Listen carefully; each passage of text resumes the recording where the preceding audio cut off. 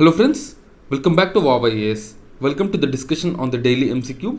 आज है 21 जून 2021 और अब हम डिस्कस करने वाले हैं आज के 5 करंट अफेयर बेस्ड MCQs। तो चलिए शुरू करते हैं। First let us discuss the question that was asked on Saturday. The question was which planet is called Earth's twin. Earth's twin. Okay, so you have to tell about this, and some of you have given the correct answer as well. So on Saturday, it was Divya Vasisht, Tanushri Sahu, Subham Bashak, and Biju Chandragi. So all of them have given the correct answer. Congratulations, and let's begin the discussion on this question. So Earth's twin, if you see, Venus is known as Earth's twin. Venus is the second brightest object in the sky after the moon, and it appears bright because of its thick cloud cover that reflects and scatters the light.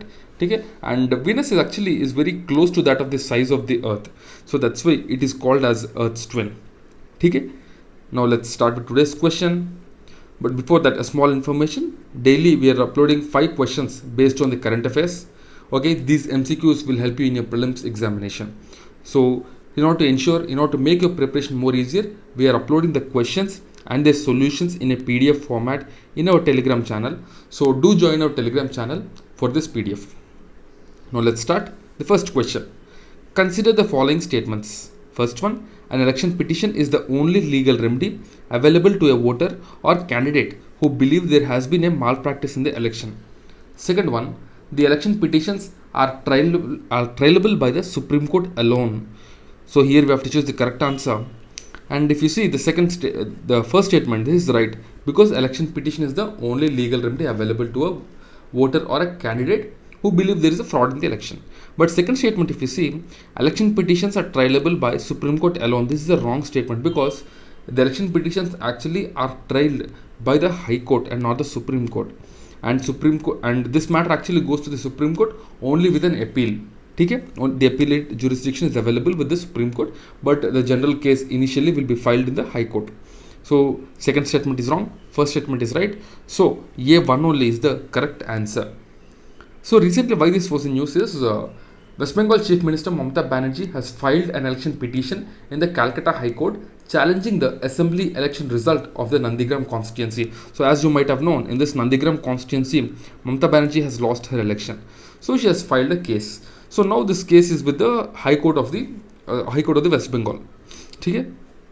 So generally these election petitions have to be filed within 45 days from the date of poll result, and it will not be entertained after that.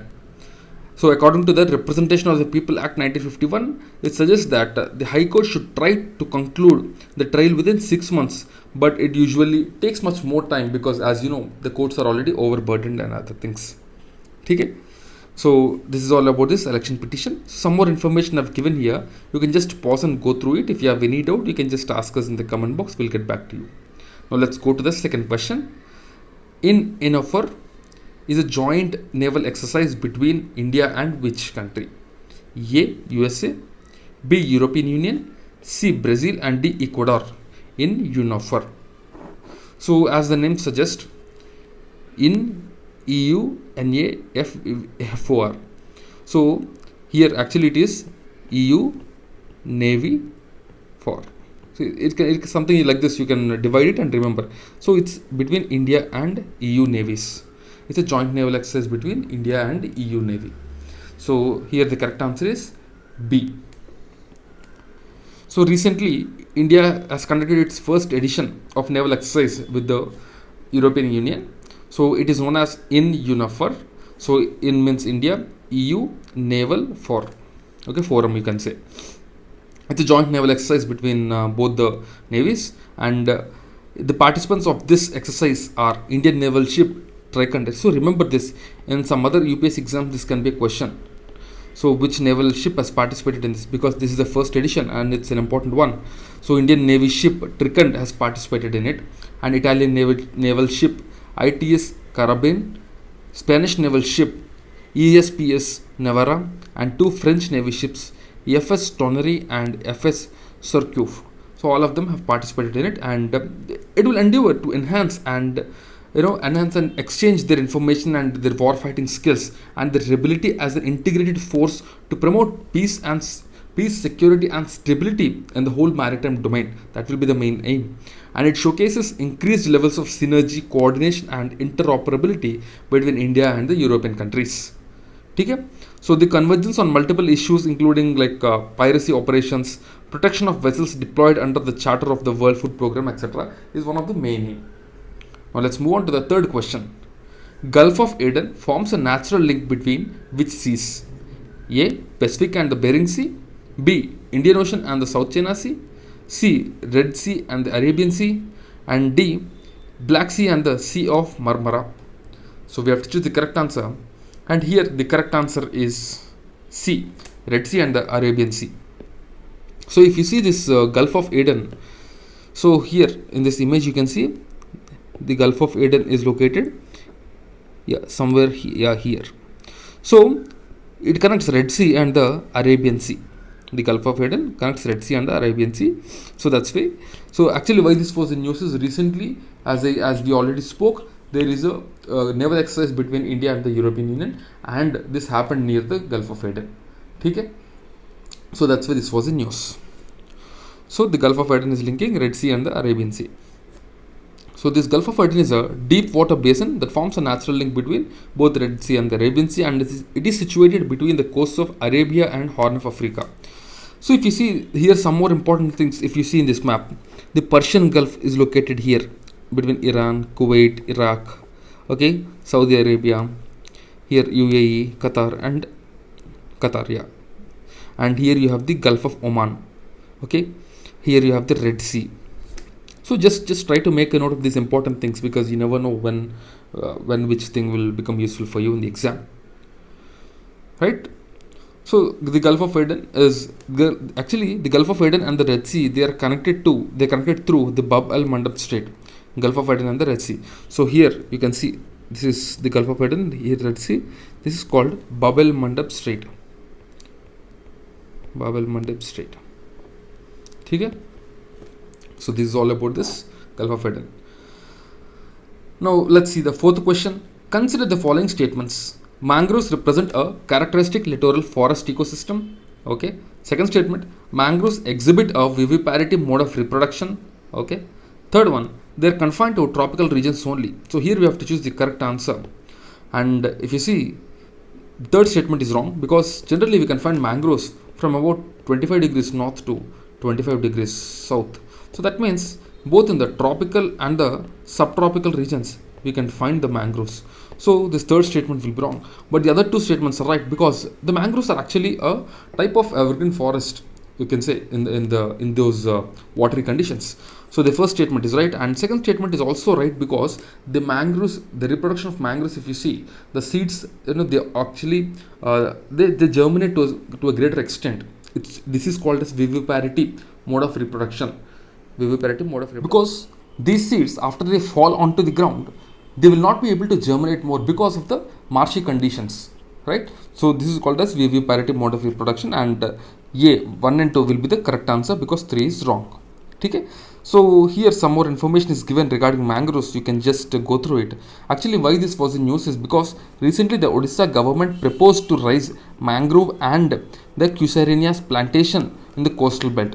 So because these mangroves, if you see, they are a natural barrier against the cyclonic conditions and also tsunamis.